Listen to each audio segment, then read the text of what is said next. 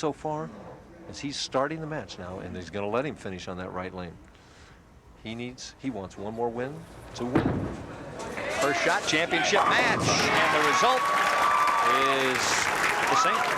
And that's the 12th strike in a row, which is the old Andy Varapapa 300. And for those of those at home that don't know what an Andy Varapapa 300 is, comes from the great player from the East Coast. Andy Varapapa used to count every time he had 12 in a row, whether it was in 2 different games. He counted it as a 300 game, and that's why he had 80-some 300 games. So. You got to get a break once in a while. 80-some 300 games? Wow. Bobby Jacks with his opening shot, and the pressure is on. For the first frame, the pressure is on. And he responds out of New Orleans, Louisiana, 39 years of age. And I mentioned the last time he captured a PBA championship was back in 1966. And he won 3 in that year, 2 of them back-to-back, at 19 years of age. One at Buffalo and Waukegan. Solid in the 1-2 pocket here. Almost leaves the 10-pin, but the 3-pin got it. Bobby Jacks averaging 219, was the leading pin getter in this week's tournament.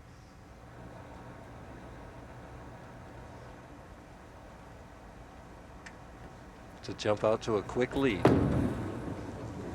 And he just cut that one off really short. I mean, the follow-through just never went up at all. This is the 2-7. He's going to move right. Well, what I would recommend is move right on the approach, try and hit the 2-pin on the left and deflect into the 7. Seeing as he's playing the first or second board out there, I don't think he's going to shoot it off of his strike line. So, being a little facetious there, as he does move to the right side of the approach. Probably use about the 3rd arrow on the left. Must convert this. I mean, this is a pressure shot already, Dan. And just gets it. Woo!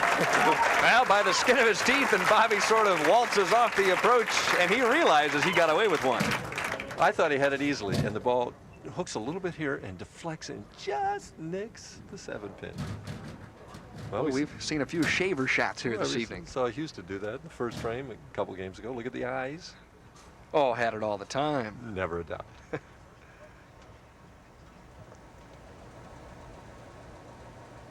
Husted looking to double in the second. Right-hand lane's been all his. It's a little high, but he trips out the 4. And when you've got that kind of action going, Mike, you've got it on a roll. Watch the 2-pin, 3rd from the left. It goes to the sideboard, comes back, and the butt of it gets the 4-pin, and the head gets the 7.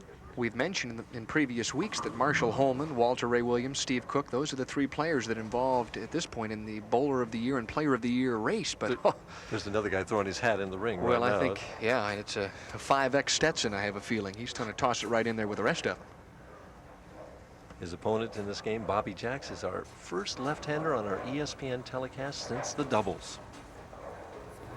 Which was week number 2, but the first week for the touring pros, and another mistake, but once again, Husted gets away with murder. Threw it through the nose and only leaves the 10-pin.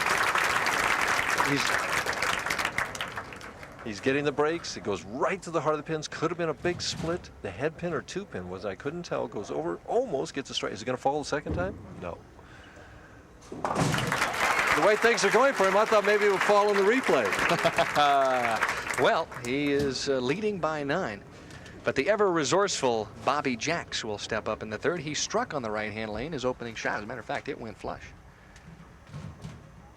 One thing I've noticed, too, in practice, Bobby used a ball that he used all week long, and he is not throwing it right now. Well, he told me the ball that he used all week long normally hooks more than this ball, but today, this ball's hooking more. So you figure out the game of bowling. It's hard to do sometimes.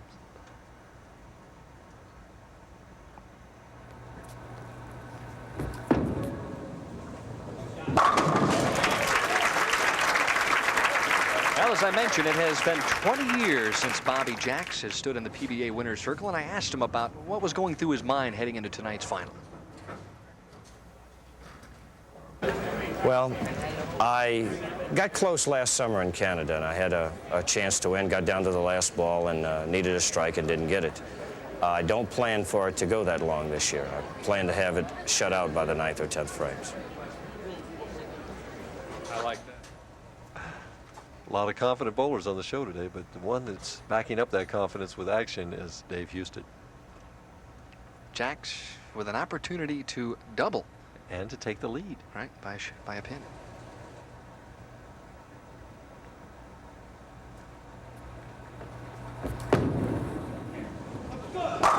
And he does!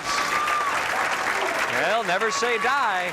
Bobby Jacks has answered the call with a double in the third and the fourth, and we'll be back with a conclusion of tonight's title match right after this. Not looking at his opponent, who is Dave Husted. And interestingly enough, I was just thinking, Denny, that this is the only game that Dave Husted has opened with a strike. Maybe that's a good omen for Jacks. Speaking of strikes, he has struck 30 out of 36 balls. Unbelievable. Excuse me, 31 of 37. And he might strike all of them if he can bowl them all in the right lane. Can you imagine, though, the first 3 games, he had 28 strikes. That is better than 9 a game. Only a possible 12, you know, I mean. That's like going out in a golf tournament shooting 65, 65, 64, and then whatever in the final round. And still having to perform to win on the final round. That's right.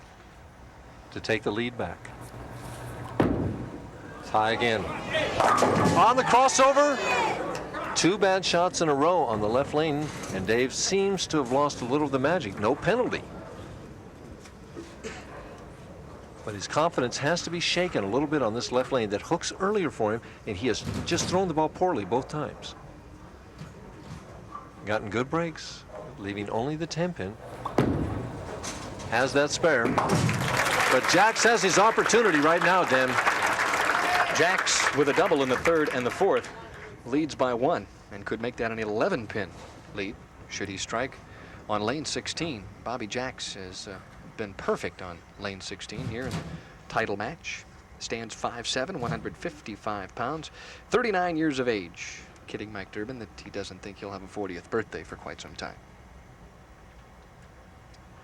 Taking a little extra time on this shot, so important.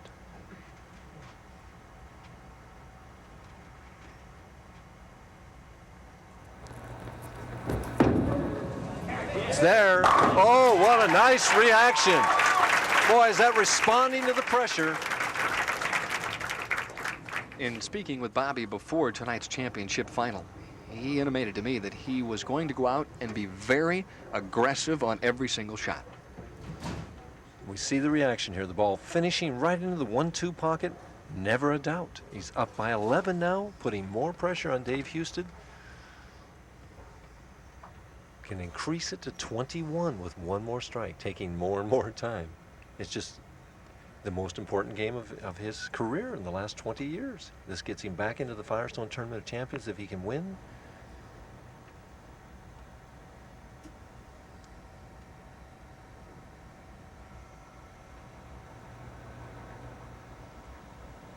Boy, he's aiming a long time this time. Breaks up the split. Just too much time, Dan. Just Do you too think much time. you can put yourself in a position like that, Mike, where you spend too much time getting ready? I've been guilty of that in the past. It just couldn't get himself ready to make the shot, and just took more and more time and wanted to be so perfect with it that he was too careful. But Jack's also getting a break in that he broke up the split.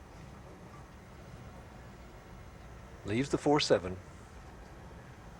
He is normally a very deliberate player anyway, isn't he, Mike? Well, in this case, he doesn't want any careless mistakes. That's what's going through his mind. He wants to make sure of every shot. He's coming out of here. He only has 1 game to bowl, and he's going to make sure that he makes no mental mistakes in this 1 game. And he does it.